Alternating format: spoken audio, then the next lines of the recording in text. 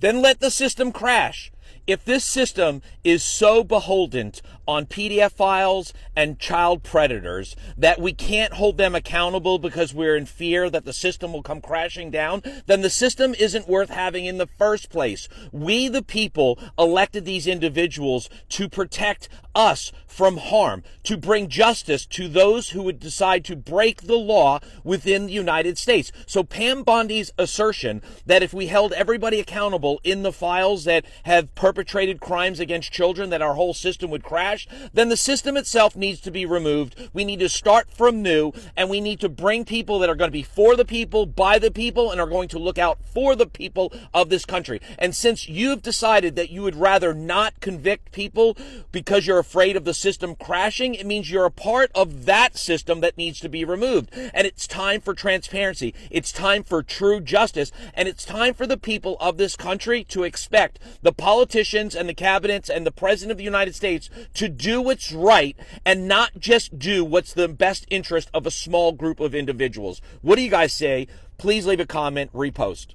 The files had enough evidence to convict the Epstein for trafficking and other horrific acts against children, but yet somehow those same files don't have enough evidence to bring charges or even investigation against people that are listed in those files. How could you possibly say that there are no perpetrators in the files, but then still say we need to redact those files? Because the only thing that the Transparency Act said is that the victims would be redacted and everybody else had to be shown and brought into the light. But your position has been that there are no perpetrators and we're trying to protect people's privacy from being embarrassed, yet somehow you're still saying that there is a mass amount of victims shown in those files, yet you don't want to sit here and call any of the people that are in those files that are men perpetrators. So how can you charge Epstein for trafficking, yet somehow not have anybody that he actually trafficked to? You have Ghislaine being a co-conspirator to a trafficking ring, but yet nobody you sold any of these goods to or actually being convicted or looked at or searched. How is that possible? It's like Schrodinger's cat. You have someone guilty of one thing, but yet not guilty of it. So there's victims